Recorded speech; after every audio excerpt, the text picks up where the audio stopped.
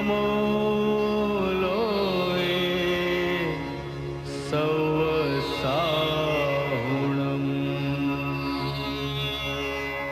એસો પંચ નમોકારો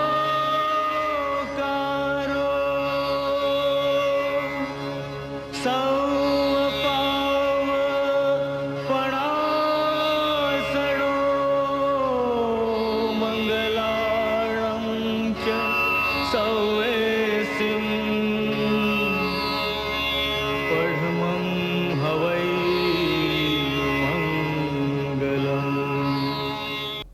ગ્રંથકાર કહે છે,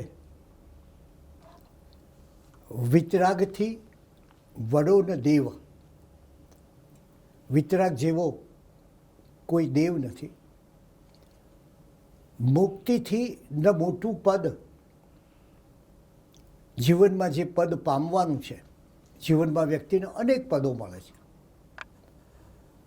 પણ મુક્તિ એ સૌનું પરમ લક્ષ્ય છે, ચરમ ધ્યેય છે, અથવા તો જ્યાં પહોંચવાનું અને જ્યાં પ્રાપ્ત કરવાનું છે તે મુક્તિ છે.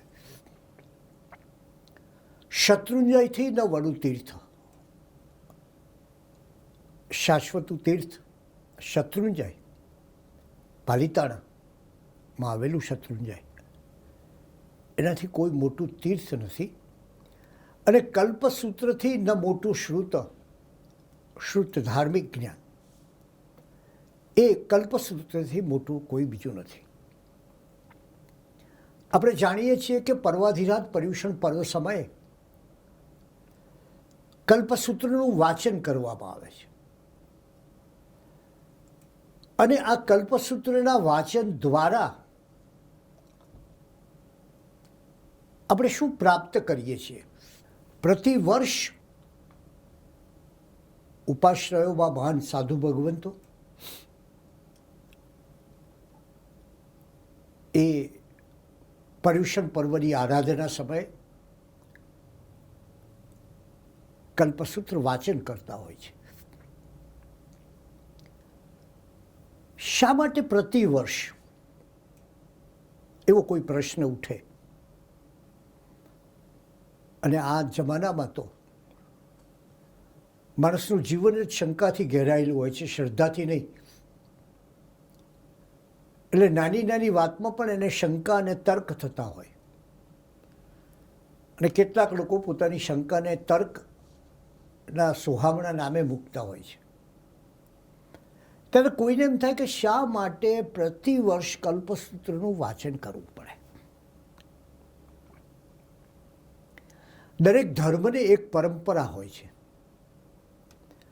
આ પરંપરા શબ્દની ઘણી મોટી મહત્તા છે. દુર્ભાગ્યે લોકો પરંપરાને અને રૂઢિગ્રસ્તતાનો ભેદ પારખી શક્યા નથી. પરંપરા એ એવી વાત છે કે જે તમને આ દેશમાંથી તમે બીજા દેશમાં જાઓ તો પણ તમારી સાથે આવે છે. આ દેશમાં તમારું જે જીવન હોય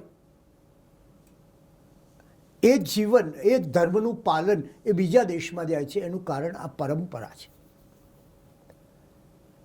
tradition has it's on beauty. પરંપરાને પોતાનું સૌંદર્ય છે. અને કલ્પસૂત્ર એ જૈન ધર્મનું સૌંદર્ય છે. અક્ષુણ્ણ સૌંદર્ય છે. ક્યારેય નષ્ટ ન થાય, ક્યારેય ઝાંખું ન પડે એવું પરંપરાનું આ સૌંદર્ય છે. અને એટલે જ કલ્પસૂત્રકાર આ જે ગ્રંથ રચ્યો એના અપૂર્વ શ્રવણનો લાભ આપણને લઈએ છીએ, કારણ કે એ પરંપરાથી આપણે આપણું જીવન ઉજ્જવળ કરતા હોઈએ છીએ. તમે કોઈ પણ મહાપુરુષોના ચરિત્રો વાંચો તો એમને જે કંઈ એમના જીવનમાં કર્યું એ આવ્યું ક્યાંથી? એ પેલી મૂળ પરંપરામાંથી આવ્યું. ચંપાશ્રાવિકાની વાત કરીએ, પણ ચંપાશ્રાવિકાના તપની વાત ક્યાંથી આવી? એ જૈન ધર્મના તપની વાતમાંથી આવી. કુમારપાળ રાજાની જીન ભક્તિની વાત કરીએ તો ક્યાંથી આવી? એ આ ગ્રંથોમાં આલેખાયેલી અને કલિકાલ સર્વજ્ઞ હેમચંદ્રાચાર્ય પાસેથી જાણીતી આમાંથી આવી. મહારાજા સંપ્રતિએ અનેક જીન મંદિરો, 1.25 કરોડ જીન મંદિરો બનાવ્યા. કેટલાય જીર્ણોદ્ધાર કર્યા. એ ક્યાંથી આવ્યું? એ આવ્યું એમની માતાએ એકવાર આ જગત પર વિજય મેળવનારો આ સંપ્રતિ, જેનું રાજ છેક અફઘાનિસ્તાન સુધી હતું, નેપાળ સુધી હતું, ચીન સુધી પહોંચ્યો હતો, અને પોતે રાજ્ય જીતીને પાછો આવ્યો ને એની માતાને મળ્યો. ત્યારે એની માતાના ચહેરા પર આનંદ નહીં, દુઃખ હતું. એણે કહ્યું કે મેં આટલા વિજયો મેળવ્યા ને તને કેમ આનંદ થતો નથી? ત્યારે કહે છે કે તારા આ વિજયો તું જ્યાં સુધી ધર્મ કરણી નથી કરતો ત્યાં સુધી કશાય અર્થ વગરના છે. તારે જો ખરો વિજય મેળવવો હોય તો તારા ભીતરનો વિજય મેળવ. તું એવું કર કે જેને પરિણામે લોકોને આત્માના માર્ગે જવાનો રસ્તો મળે. અને એ સંપ્રતિએ એ સમયે યુદ્ધનો ત્યાગ કર્યો અને માતાના વચનને પરિણામે એણે અનેક જીર્ણ મંદિરો બનાવ્યા, જીર્ણોદ્ધાર કરાવ્યા. તો જીર્ણોદ્ધાર બન્યાની ઘટના તમે જાણીએ છીએ, પણ એની પાછળ રહેલી પરંપરાની કેટલાને ખબર હશે? ગંગામાં, અમદાવાદના નગરશેઠ કુટુંબની નારી, એણે એનો દીકરો જમવા બેઠો ને એની થાળીમાં બંગડીઓ નાખી. કેમ? તો એમણે એના દીકરાને કહ્યું કે તું તીર્થની રક્ષા ન કર તો તારા જેવો કાયર બીજો કોઈ નથી આ ગંગામાં. હરકુંવર શેઠાણીનું સ્મરણ કરો. એ જમાનો, જે જમાનામાં વિધવા સ્ત્રીઓ બહાર નીકળતી નહોતી, નિશાળે જવાનું તો નામ ન હોય, એ જમાનામાં પોતાના પતિ હઠીસિંહ શેઠની ભાવના સિદ્ધ કરવા માટે એ રાજનગર અમદાવાદમાં આવેલા હઠીસિંહના દેરાસરમાં એના નિર્માણ કાર્યમાં ગઈ. બે વર્ષ સુધી રોજ સવારે 1 કલાક ને સાંજે 1 કલાક એની દેખરેખ હેઠળ આ અદ્ભુત જિનાલય તૈયાર થયું. એનું કારણ શું આ બધાનું? આ પ્રયત્નો, આ પુરુષાર્થ, આ પ્રતિભા, એનું મૂળ કારણ છે પરંપરા. અને એટલે જ કલ્પસૂત્ર તમને તમારી પરંપરાનું સ્મરણ કરાવે છે.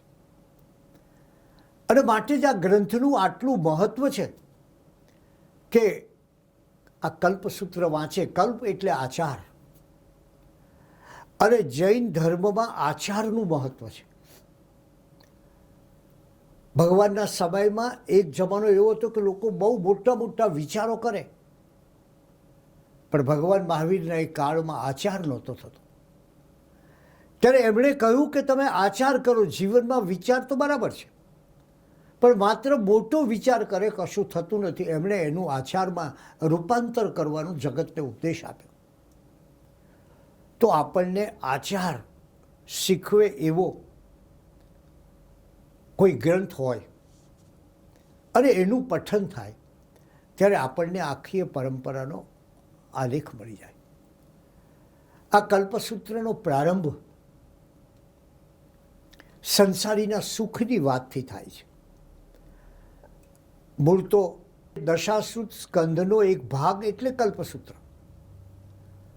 પણ જેમ ઇસ્લામમાં કુરાનને મહત્વ છે, એનો ધર્મગ્રંથ છે, ખ્રિસ્તી સમાજમાં જેમ મહત્વનો ગ્રંથ એ બાઇબલ છે, એમ જૈન સમાજમાં આ કલ્પસૂત્રને ગણવામાં આવે છે. અને એટલે જ એ કલ્પસૂત્રના પ્રારંભે બતાવ્યું છે, સંસારના સ્વરૂપની વાત કરી છે.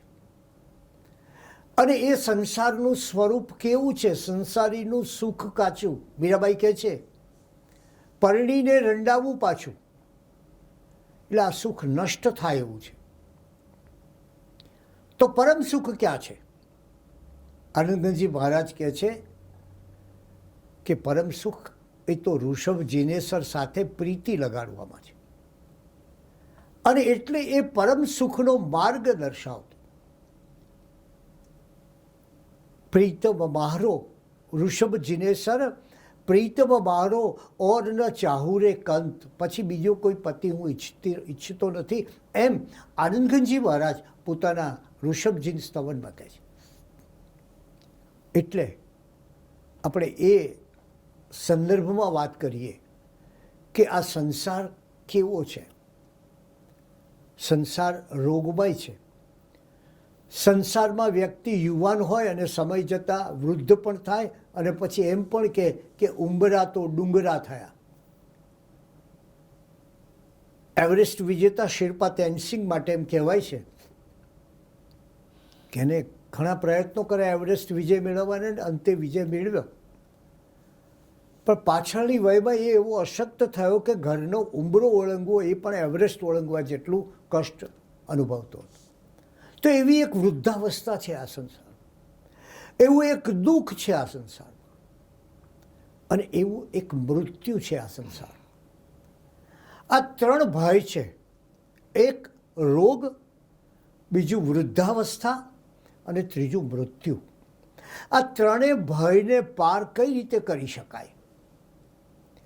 આ તો વ્યક્તિના જીવનમાં, દરેકના જીવનમાં આવતા ભય છે. પણ બીજી આપત્તિઓ પણ આવે છે. કોઈ કપટ કરી જાય, કોઈ દગો કરે, કોઈ છેતરપિંડી કરે. એટલે ગ્રંથકાર કહે છે કે આ સંસાર એ દુઃખમય છે, પાપમય છે અને ભયાવહ છે. અને માટે ઉત્તરાધ્યાન સૂત્ર, જેમાં પરમાત્મા ભગવાન મહાવીર સ્વામીનો અંતિમ ઉપદેશ પ્રાપ્ત થાય છે, એ ઉત્તરાધ્યાન સૂત્ર કહે છે કે સૌવ કોમા વુહા વહા, અર્થાત બધા કામ અને ભોગ અંતે દુઃખ આપનારા છે. કલ્પસૂત્ર આપણા આચાર ઉપર ફોકસ કરે છે કે જીવનમાં વ્યક્તિ ભોગની પાછળ દોરે અને પછી એક એવી અવસ્થા આવે કે જ્યારે એ ભોગ એને નિર્બળતા આપે. અત્યંત કામી પુરુષ એક કામની પાછળ દોડે અને એક એવી અવસ્થા આવે કે પછી એના જીવન જીર્ણ થઈ જાય. એટલે કે વ્યક્તિ પોતે એની વૃત્તિઓથી નાશ પામે છે અને આ વૃત્તિ વ્યક્તિને સંસારમાં નચાવતી રહે છે. એકવાર કામના જાગી એટલે માણસ એ કામનાની પાછળ રાત દિવસ દોટ મૂકશે. ન ધનનો વિચાર કરશે, ન કીર્તિનો વિચાર કરશે, ન સંસારનો વિચાર કરશે, ન ગૃહસ્થાશ્રમનો વિચાર કરશે અને કામની પાછળ દોટ લગાવશે. એ જ રીતે માણસ ભોગ ભોગવનારા લોકોની સ્થિતિ પણ આપણે જાણીએ છીએ. તો ઉત્તરાધ્યાન સૂત્ર કહે છે કે બે વસ્તુ, કામ અને ભોગ, એ અંતે તમને ક્યાં લઈ જશે? આ જો એક બહુ અદ્ભુત લીલા હોય છે વૃત્તિઓની. અને વૃત્તિ ક્યારેય શાંત થતી નથી. વૃત્તિ હંમેશા વધુને વધુ માગતી હોય છે. ચોરી કરનારો માણસ કદાચ આજે પાકીટ ચોરે, પછી કાલે બીજી હીરા ચોરવા દોડે. એટલે કે વૃત્તિ તમને સતત દોડાવે છે અને વધુને વધુ તમારી પાસે માગે છે. પરિગ્રહની વૃત્તિ પણ આપણે જાણીએ છીએ કે માણસને આટલું મળે એટલે સંતોષ નથી થતો, પછી પાછું વધારે મેળવવા જાય, વધારે મેળવવા જાય ત્યાં પછી એનાથી વધારે મેળવવાનો વિચાર કરે. એટલે આ વૃત્તિ જે છે એને કઈ રીતે નાથી શકાય? અને ત્યારે એ વૃત્તિને નાથવાની વાત, એ ભોગને નાથવાની વાત, એ કામને નાથવાની વાત. અને બને છે શું કે એના ઉપર સંયમ ન રાખી શકવાને કારણે માણસનું આખું જીવન દુઃખમય જાય છે. અને ત્યારે થાય છે શું? જૈન દર્શન બહુ અદ્ભુત વાત કરે છે કે અનંત શક્તિનો આત્મા, તારો અનંત શક્તિધારી આત્મા, જેનો તું અનંત જ્ઞાનનો ભંડાર અને અનંત સુખનો સ્વામી એવો તારો આત્મા, એ આમાં ફસાઈ જાય છે. તો કલ્પસૂત્રનો એક સંદેશ એ છે કે આપણા આત્મા પરથી લાગેલા કામ, ભોગ કે વૃત્તિના આવરણો દૂર કરવા. બીજો સંદેશ એ છે કે જગતનું પરમ સુખ ક્યાંય હોય, જે સુખ કદી આથમતું નથી, તો એ ક્યાં છે? એ તમારા આત્મામાં છે. એનો ત્રીજો સંદેશ એ છે કે જગતનું પરમ જ્ઞાન એ તમારું આત્મજ્ઞાન છે, એનો વિચાર કરો. અને એનો ચોથો સંદેશ એ છે કે બહાર સામર્થ્ય ખોળવાની જરૂર નથી, બહાર શક્તિ પામવાની જરૂર નથી. આ તમારો આત્મા એ જ અનંત શક્તિનો માલિક છે. અને પર્વાધિરાજ પર્યુષણ પર્વ આપણને બતાવે છે કે આજ સુધી આપણે રાગ અને દ્વેષમાં રહ્યા,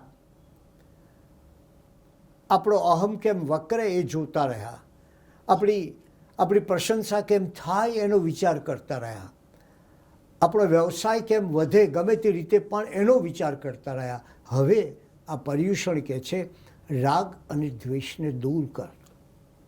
આ જિંદગી છે એ કદાચ તમે વિચાર કરશો તો મોટા ભાગના માણસોની જિંદગી આ રાગ દ્વેષમાં ચાલતી હોય છે. એમને અમુક માણસો ગમતા હોય, અમુક ન ગમતા હોય. ગમતો માણસ ભૂલ કરે તોય એને ગમે, અને અણગમતો માણસ કદાચ સહેજ ચૂક કરે તો પછી આવી બને. એ જ રીતે માણસ પોતે પ્રતિકૂળતા અને અનુકૂળતા શોધતો હોય છે. એ માણસ બહુ સુખમાં રહેતો હોય ને સહેજ દુઃખ આવે એટલે એને પ્રતિકૂળતા થાય. અને યાદ છે એકવાર એક પ્રવાસમાં અમે જતા, ટ્રેનમાં મુસાફરી કરતા. એ ટ્રેનની અપર બર્થમાં આવ્યું. હવે ટ્રેન એટલી બધી આમ હાલતી ચાલતી કે અપર બર્થમાં બેઠા હો તો એમ લાગે કે કોઈ ઝૂલણામાં ઝૂલી રહ્યા છે, કોઈ હિંચકામાં બેઠા છે. હવે તમે એ સમયે કલ્પના કરો કે તમે એમ વિચાર કરો કે ઓહો હો આ કેવો ડબ્બો ને ક્યાં અપર બર્થ મળીને આમ કેવું આપણું દુર્ભાગ્ય. પણ તમે એ પણ વિચાર કરી શકો, એ પ્રતિકૂળતાને અનુકૂળતામાં ફેરવી નાખો, જે જૈન ધર્મ કહે છે કે તમે વિચારો કેવી મજા આવે છે, કેવા મસ્તીથી આમ હિંચકા ખાતા ખાતા આનંદથી ઊંઘવા મળ્યું. આ બે ભાવ છે, અનુકૂળતા અને પ્રતિકૂળતા. આપણું જીવન મોટે ભાગે આ અનુકૂળતા અને પ્રતિકૂળતાઓની ગોઠવણીમાં એટલું પેસી ગયું કે પેલા આત્માની શક્તિને ભૂલી ગયા. અને એને બદલે આપણે ચરસાચરસીમાં, સ્પર્ધામાં માણસ ઉતરી જાય. એકવાર એક છોકરાને એના પિતાએ કહ્યું કે આ તું આટલો મોટો થયો ને, તારી ઉંમરે, તને ખબર છે તારી ઉંમરે તો પંડિત જવાહરલાલ નહેરુ ગ્રેજ્યુએટ થઈ ગયા હતા. પણ ચરસાચરસીનો જમાનો છે ને. દીકરાએ કહ્યું પિતાજી આ તમારી ઉંમર તમે ખ્યાલ છે ને, તમારી ઉંમરે તો પંડિત જવાહરલાલ નહેરુ દેશના વડાપ્રધાન હતા. આવી સ્પર્ધાઓ થતી રહે, નાની નાની બાબતમાં ચરસાચરસી થતી રહે, અને એને પરિણામે માણસ કેટલું દુઃખ પામે છે. તેને દુઃખનો ઉપાય શું છે? ભગવાને એક બહુ સરસ ઉદાહરણ આપ્યું છે, એક દ્રષ્ટાંત આપ્યું છે. ભગવાનની શૈલી તમે જાણો છો, જ્ઞાતા શૈલી છે. ભગવાન મહાવીરે જ્ઞાતા શૈલીમાં એટલે કે ઉદાહરણોથી પોતાની વાત સમજાવી છે. એમણે કહ્યું કે કેટલાક લોકો ઘેટા પાળે છે, એને ખૂબ સારો પાલો ખવડાવે છે, ઘાસ પાલો ખવડાવે છે, એને તાજા માજા કરે છે, એને હૃષ્ટપુષ્ટ બનાવે છે, અને પછી ખૂબ આનંદ કરાવે, ખૂબ ફરે, ખૂબ ફેરવે. અને ઘેટું બરાબર હૃષ્ટપુષ્ટ થઈ જાય પછી એક દિવસ એક અતિથિ આવે છે. અને અતિથિ આવે છે એટલે પેલો માલિક એ ઘેટાને પકડે છે, એના ઉપર છરી ચલાવે છે અને ટુકડા કરે છે. પેલું ઘેટું જે અત્યાર સુધી બહુ મસ્તીથી હૃષ્ટપુષ્ટ બન્યું હતું ખાઈ પીને, એને શોક કોને થાય છે? એને શોક થાય છે આ ક્યાં અતિથિ આવ્યો અને મારે આ મરવું પડ્યું. ભગવાન મહાવીર આ ઉદાહરણ આપીને આપણને સમજાવે છે કે અતિથિ દરેકના જીવનમાં આવે છે. અતિથિ એટલે ઘડપણ, વૃદ્ધાવસ્થા, એ દરેકના જીવનમાં આવે છે. અને પછી પેલો ઘેટાને જેમ મારી નાખે છે, છરીથી મારી નાખે છે, એ મૃત્યુ છે એ માણસને મારી નાખતું હોય છે. અને ત્યારે હકીકતમાં જે માણસ આ અતિથિ આવે એટલે કે મૃત્યુ આવે તે પહેલાં ધર્મકરણી કરે એ ખરો ચેતો કહેવાય. આપણે જાણીએ છીએ માણસની એક કરુણા એ છે, દુર્ભાગ્ય કહો તો દુર્ભાગ્ય છે કે મૃત્યુને સામે જુએ ને એટલે હવે જીવન શરૂ કરવાનો વિચાર કરે. એમ થાય કે હવે આટલા વર્ષનો થયો, હવે મરવાની ઘડી ઉપર આવ્યો, ચાલો હવે જીવન સારી રીતે જીવવું, જે વસ્તુ એને યુવાવસ્થામાં કરવાની હતી. તો મૃત્યુરૂપી છરી અને ઘડપણ રૂપી અતિથિ આવે તે પહેલા ચેત્યો તે ખરો ચેત્યો કહેવાય.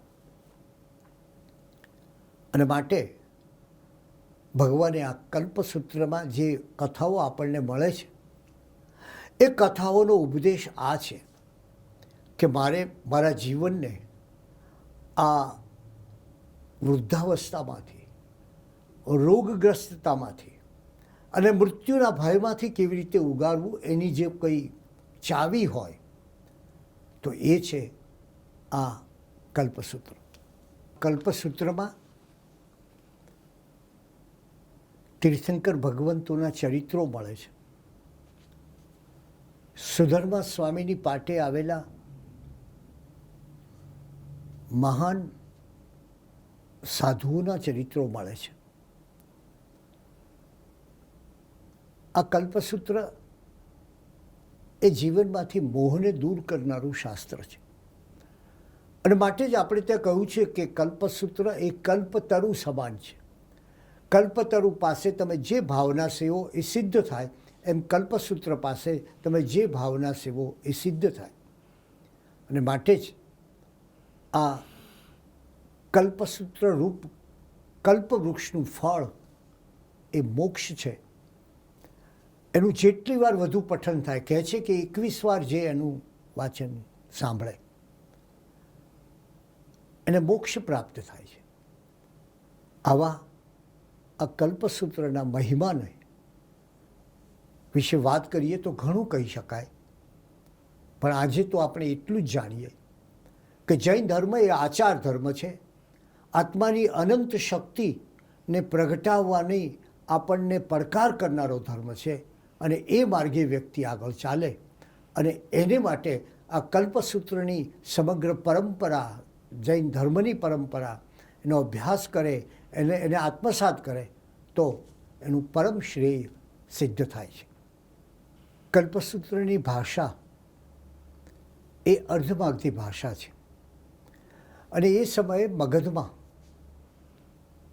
આ ભાષા બોલાતી હતી. સામાન્ય રીતે પ્રભાવ સંસ્કૃત ભાષાનો હતો, પરંતુ સંસ્કૃત ભાષા મુઠ્ઠીભર લોકો, થોડાક લોકો જ બોલતા હતા. ત્યારે ભગવાનને થયું કે આમ જનતાની ભાષામાં ઉપદેશ આપવો જોઈએ. અને એટલે ભગવાને આમ જનતાની ભાષા એટલે કે અર્ધમાગધી ભાષામાં ઉપદેશ આપ્યો. પ્રભુની વાણી 35 ગુણોથી યુક્ત હતી. અતિશય સંસ્કારથી ભરેલા વચનો, માનવાચક શબ્દોથી ભરેલી વાણી, વિરોધીનો પણ આદર. એ જમાનામાં જ્યારે વિરોધીને ધૂતકારવામાં આવતો અને વિરોધીની પોતાના શિષ્યને પણ કોઈ વાત કહેવી હોય તો એને માટે મૂર્ખ, અજ્ઞાની એવા શબ્દો પ્રયોજાતા હતા. એ સમયે ભગવાનની વાણીમાં માનવાચક શબ્દો જોવા મળે છે. અને આ રીતે એક એવી વાણી કે જે વિરોધી દ્રષ્ટિબિંદુઓનો પણ સમન્વય સાધે છે. ગણધરવાદની ઘટના આપ સૌ જાણો છો. એ ગણધરવાદની ઘટનામાં કેવા વિરોધી તત્વોનો કેવો સરસ મજાનો સંગમ જોવા મળે છે. તો કલ્પસૂત્રની વાણીમાં, કલ્પસૂત્રની ભાષામાં એક પ્રકારનું સંગીત છે. અને એ સંગીત તમે જેમ જેમ સાંભળો તેમ તેમ એનો અનુભવ થાય. 219 કડીના જેટલું આ કલ્પસૂત્રનું લખાણ, એનું માપ 1200થી વધુ ગાથા જેટલું. અને એટલે આપણે સૌ જાણીએ છીએ કે સંવત્સરીના દિવસે એક સાથે આ 1200 ગાથાને બોલવામાં આવે છે. ને એટલે જ આપણે કલ્પસૂત્રને કેટલાક લોકો 12 સૂત્ર તરીકે ઓળખે છે.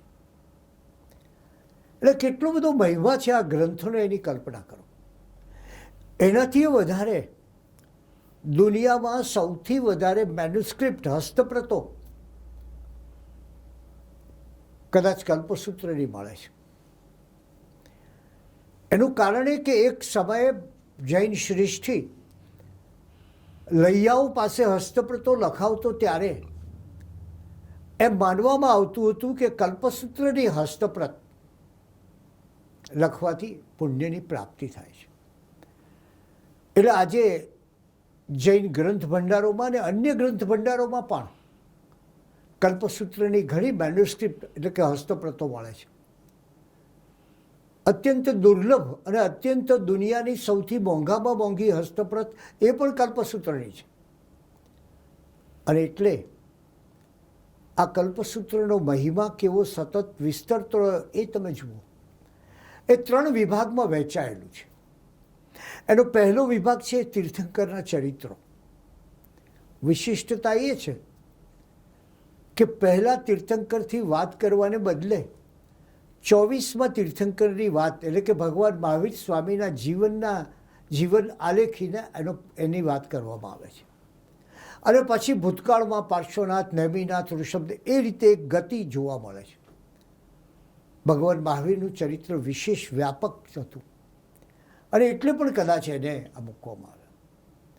બીજી બાબત, 2 પ્રકારના તીર્થ હોય છે. એક તીર્થ છે એ સ્થાવર તીર્થ. સ્થાવર એટલે જે છે તે જમીન પર હોય, તેને ત્યાં રહેતે હાલે ચાલે નહીં તેવું તીર્થ. આપણા તીર્થોને એટલે કે સમેત શિખર છે, શત્રુંજય છે, એ બધાને સ્થાવર તીર્થ કહેવામાં આવે છે. અને એ સ્થાવર તીર્થ હાલતા ચાલતા નથી, પરંતુ એનો પણ એક મહિમા છે. આપણે જાણીએ છીએ કે સમેત શિખરથી 20 તીર્થંકરો મોક્ષે ગયા, તો એનો કેટલો બધો મોટો મહિમા છે.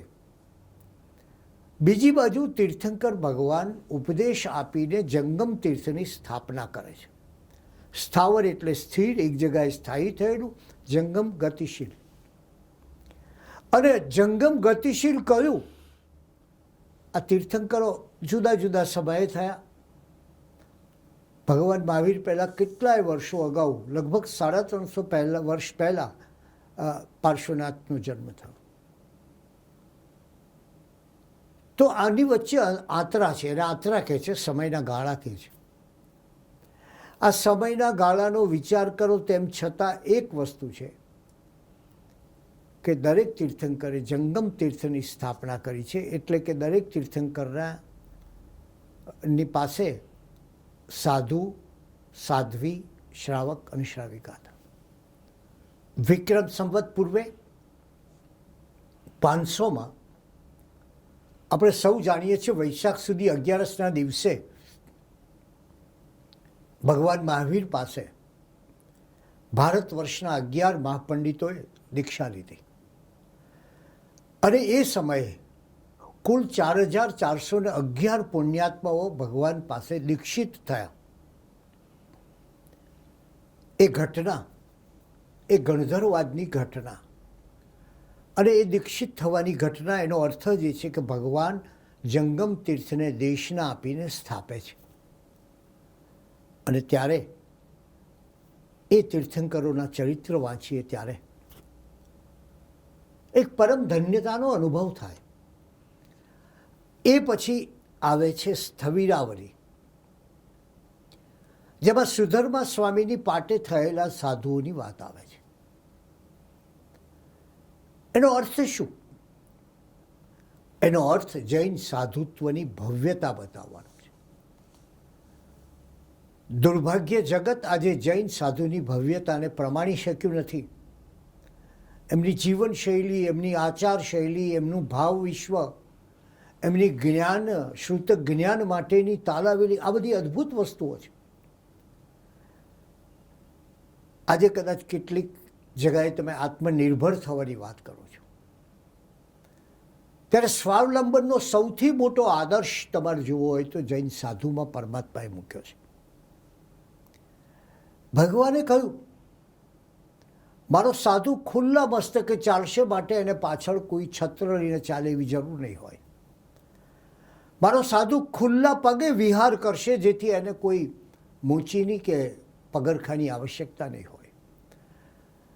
મારો સાધુ સીવ્યા વિનાના વસ્ત્રો પહેરશે, એટલે કે એને કોઈ ટેલર દરજીની જરૂર નહીં પડે. એટલે કશી જ જરૂર નહીં. ભોજન, અને ભોજન પણ ગોચરીમાં જે પ્રાપ્ત થાય એ ભોજન પોતે દેશે. એનો અર્થ જે કે સંપૂર્ણ સ્વાવલંબન જો ક્યાંય હોય તો એ જૈન સાધુમાં છે. અને એવું સ્વાવલંબન ભગવાને કહ્યું કે એનો સાધુ કેવો તેજસ્વી હશે, તો કે કોઈ રાજા યુદ્ધ ચડ્યો હોય, પોતાની સેના લઈને નીકળ્યો હોય, આગળ સૌથી હાથી હોય.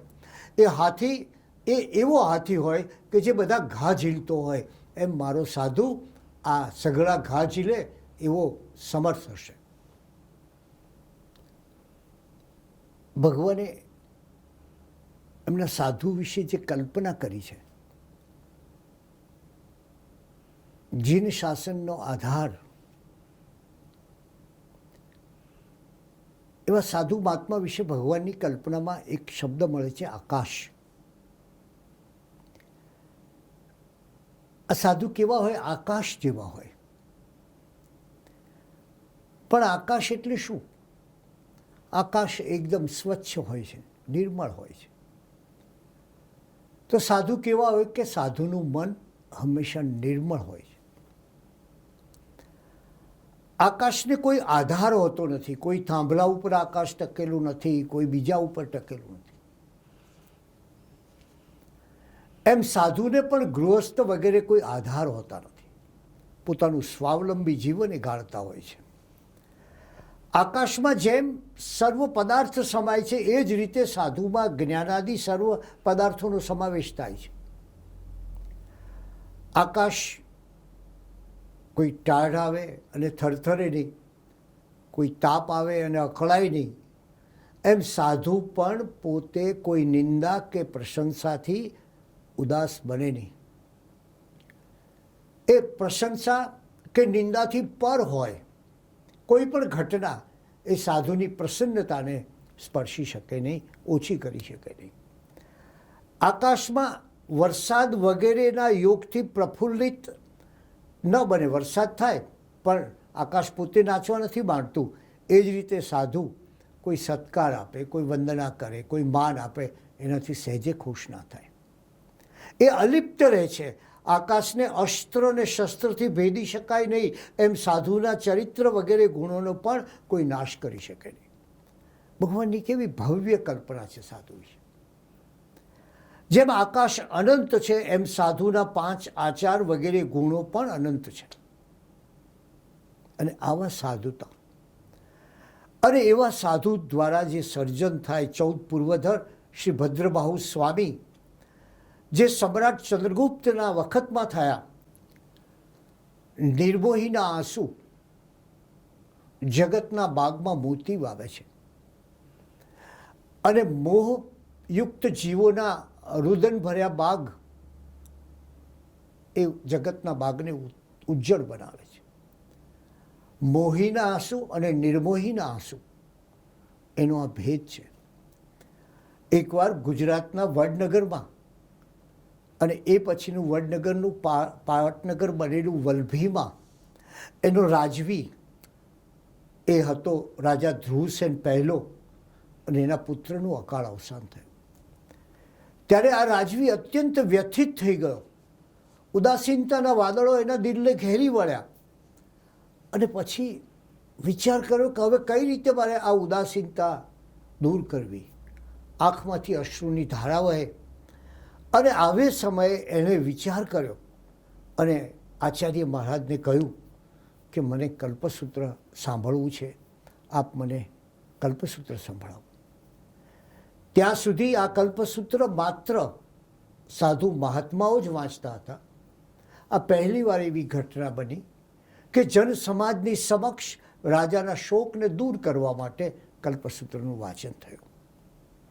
અને એ કલ્પસૂત્ર જે પહેલાં ચાતુર્માસ દરમિયાન સાધુ મહાત્માઓ સુધી સીમિત રહેતું હતું, એ કલ્પસૂત્ર હવે જન સમાજને પ્રાપ્ત થયું. અને એ રાજાએ વિનંતી કરી કે ગુરુદેવ, આ ભગવાનનું ચરિત્ર મને સંભળાવો, મને ધર્મકરણીમાં પ્રવૃત્ત બનાવો, કલ્પસૂત્ર જેવું સૂત્ર સંભળાવો. ત્યારે આ કલ્પસૂત્રમાં તો સાધુઓની પાઠ પરંપરા અને સાધુઓના આચારોની વાત હતી. ત્યારે રાજાએ કહ્યું કે શું આ શાસ્ત્ર માત્ર મહાત્માઓ માટે જ? અમારા જેવા સામાન્ય જનોએ બસ તરસ્યા જ રહેવાનું? અને એ સમયે અમને જો આ સાંભળવા મળે તો અમારા જીવનના દુઃખ દર્દો ઓછા થઈ જાય, એટલે આપ સંભળાવો. પ્રશ્ન વિકટ ઊભો થયો. સાધુ માટે જે ગ્રંથની વાચના હોય એ શ્રાવકને સંભળાવી શકાય ખરી? શાસ્ત્રમાં પ્રતિબંધો એનું શું? પરંતુ વિશ્વ કલ્યાણ દ્રષ્ટા આચાર્ય શ્રી ધનેશ્વર સૂરીજીનું હૃદય ભેદાઈ ગયું. એમણે કહ્યું, માણસના દિલના બંધ તોડવા માટે ભલે પ્રતિબંધ તૂટે. અને પછી વડનગરના ઉપાશ્રયમાં કલ્પસૂત્રનું આ વ્યાખ્યાન યોજાયું. રાજા, રાણી અને આખું રાજ્યના સૌ જનો ભેગા થઈને ત્યાં આવ્યા. વિક્રમ સંવત 523 અને વીર સંવત 993માં પહેલી વાર આચાર્ય ધનેશ્વર સુરીશ્વરજી મહારાજની કલ્યાણ દ્રષ્ટિને પરિણામે વડનગરમાં કલ્પસૂત્રનું વાંચન થયું. અને એ દિવસથી કલ્પસૂત્રનો મહિમા સતત વધતો રહ્યો. આજે આ વાતને વર્ષો વીતી ગયા, તેમ છતાં જેટલો મહિમા પ્રભુ પ્રતિમાનો છે એટલો જ મહિમા આ કલ્પસૂત્રનો છે. આચાર્ય ભદ્રબાહુ સ્વામીનું સ્વાભાવિક રીતે આપણને સ્મરણ થાય. એમ કહે છે કે એમણે 10 સૂત્રો પર નિર્યુક્તિ લખી છે. આવા જીન શાસનના મહાન આચાર્ય ભદ્રબાહુ સ્વામીના જીવનમાં જોઈએ તો શાસન અને શ્રુત એ બંનેનો એક સુભગ સુમેળ જોવા મળે છે. એમણે દશાશ્રુત સ્કંદ, કલ્પ, વ્યવહાર અને નિશિત એમ 4 છેદ સૂત્રોની રચના કરી અને શ્રાવકો પર અને સમાજ પર, મુમુક્ષુ સાધકો પર ઘણો મોટો ઉપકાર કર્યો. એવી જ રીતે આચારાંગ સૂત્ર, આવશ્યક સૂત્ર, સૂત્રકૃતાંગ સૂત્ર જેવા આગમ ગ્રંથો, એ 10 આગમ ગ્રંથો ઉપર એમણે નિર્યુક્તિનું લેખન કર્યું.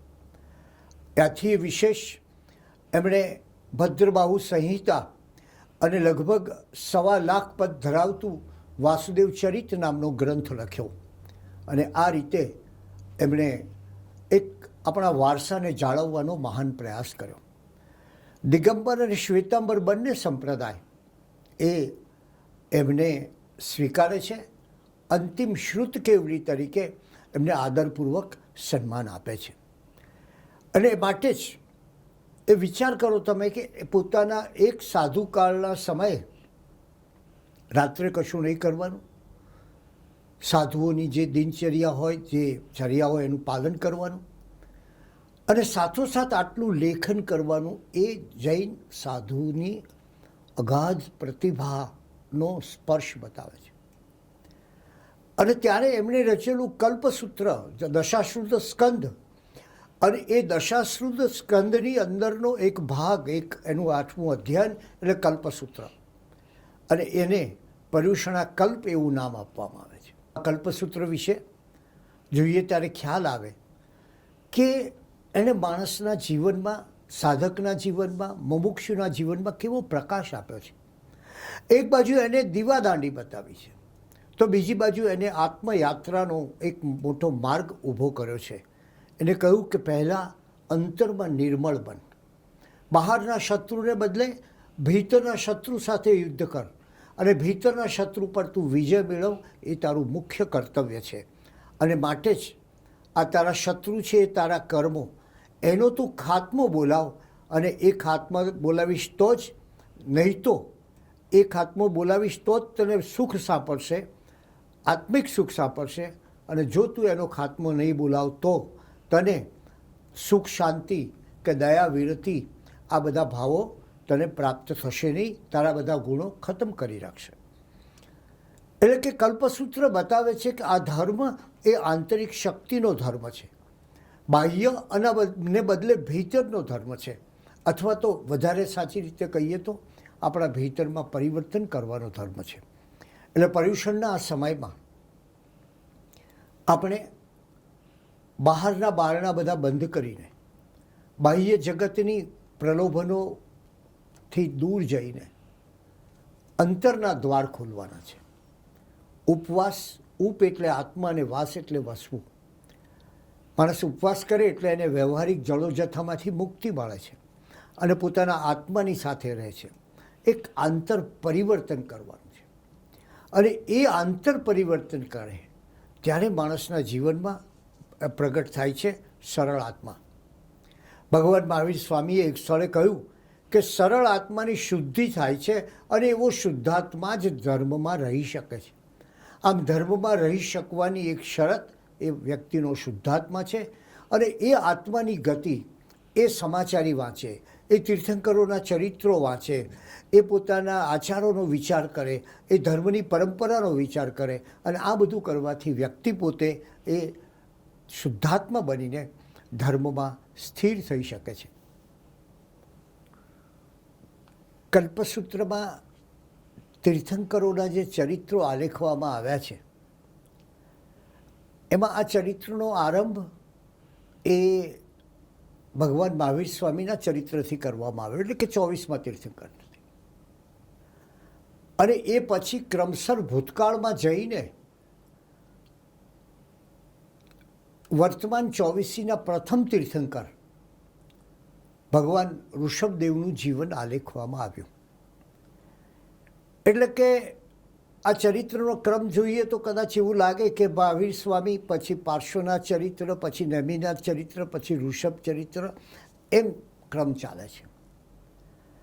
અને એટલે જેને પશ્ચાનુપૂર્વી શબ્દ એના માટે વપરાય છે. અને એમાં મહાવીર સ્વામીનું ચરિત્ર વિશેષ આલેખન કરવામાં આવ્યો છે.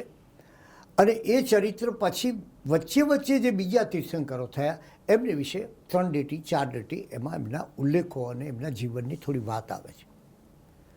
આપણે જોયું તેમ કલ્પસૂત્રના 3 વિભાગો. એક પહેલો વિભાગ એ સાધુની સમાચારી. અને આ ગ્રંથ એ ચાતુર્માસને માટે જૈન સાધુ સાધ્વીઓએ કેવા આચાર પાલન કરવા જોઈએ એના નિયમો બતાવે છે. એનો બીજો વિચાર એ સ્થવિરાવલી. આ સ્થવિરાવલીનો વિભાગ જુઓ તો ખ્યાલ આવે કે ગણધર ગૌતમથી શરૂ કરી સુધર્મા, જંબુ, ભદ્રબાહુ, સ્થૂલિભદ્ર, કાલક આ બધાની વાત એ સ્થવિરોની પરંપરા અને એમની શાખાઓ વર્ણવવામાં આવી છે. એ પછી ત્રીજા વિભાગમાં જઈએ તો વર્તમાન 24ના 24 તીર્થંકરો મળે છે. હવે જુઓ તમે, અહીંયા પણ ક્રમમાં પરિવર્તન છે. ક્રમમાં પરિવર્તન એ છે કે પહેલાં સાધુ જીવનના 10 વિધિકલ્પોની ચર્ચા હતી અને સાધુની સમાચારીનું મુખ્ય વર્ણન હતું. એ હવે પર્વાધિરાજ પર્યુષણ સમયે કલ્પસૂત્રના વાચનમાં ગૌણ બન્યું. 24 તીર્થંકરોનું જીવન અને એમાં પણ પ્રભુ મહાવીરનું જીવન એ મુખ્ય પદ પામ્યું. અને પર્યુષણના દિવસોમાં જ આપણે સૌ જાણીએ છીએ કે મહાવીર જન્મ વાચનનો દિવસ આવે છે. અને એ દિવસે ત્રિશલા માતાના 14 મહાસ્વપ્ન અને ભગવાન મહાવીર સ્વામીના જન્મનું લખાણ વાંચવામાં આવે છે, સુપન ઉતારવામાં આવે છે. અને જન્મ વધાઈનો ઉત્સવ એક આનંદભેર ઉજવવામાં આવે છે. આ ગ્રંથનો જે મહિમા છે એને પરિણામે એને માત્ર ધર્મગ્રંથો, શાસ્ત્રો અને ધાર્મિક દ્રષ્ટિએ નહીં પણ ચિત્રકલાની દ્રષ્ટિએ પણ એક આગવું પ્રદાન જગતમાં કર્યું છે. 12માંથી 15મા સૈકામાં ચિત્રકલામાં જૈન ચિત્રકલાએ એક આગવી રીતે વિકાસ સાધ્યો અને 15મી સદીમાં સાચા રૂપાથી કે સાચા સોનાથી લખાયેલું કલ્પસૂત્ર આજે આપણને મળે છે. અને એવી જ રીતે જે પૂર્વાચાર્યો અને વિદ્વાનોએ આ ગ્રંથના વિવરણ રૂપે હજારો શ્લોક લખ્યા, તો એ જ રીતે અનેક ધર્મપ્રેમીઓએ કલ્પસૂત્રની હસ્તપ્રતો જ્ઞાન ભંડારમાં પધરાવવાનું ઘણું મોટું કામ પણ કર્યું અને એને કારણે આજે આપણને મળે છે. કલ્પસૂત્રની સૌથી જૂની હસ્તપ્રત એ તાડપત્ર ઉપર મળે છે. એ વિક્રમ સંવત 1247માં લખાયેલી મળે છે. અને આપણે આગળ જોયું તેમ દુનિયાની મોંઘામાં મોંઘી હસ્તપ્રત એ પણ આ કલ્પસૂત્રની હસ્તપ્રત છે. એટલે કોઈ ગ્રંથ જે ધર્મની પરંપરા બતાવે છે, જે ભગવાન મહાવીરનું જીવન બતાવે છે, જે જીવનમાંથી મળેલા ઉપદેશો બતાવે છે, ભગવાનના જીવન પ્રસંગો આપે છે, તીર્થંકરોનું ચરિત્ર આપે છે, સાધુઓની સમાચારી આપે છે, આવો એક ગ્રંથ જે ધર્મની પરંપરાનો ધારક છે અને એ જ એ ધર્મની પરંપરા આગળ વધતી જાય છે. આજે આટલા વર્ષો વીતી ગયા તેમ છતાં પણ કલ્પસૂત્રનો મહિમા અજોડ અને અપરંપાર રહ્યો છે.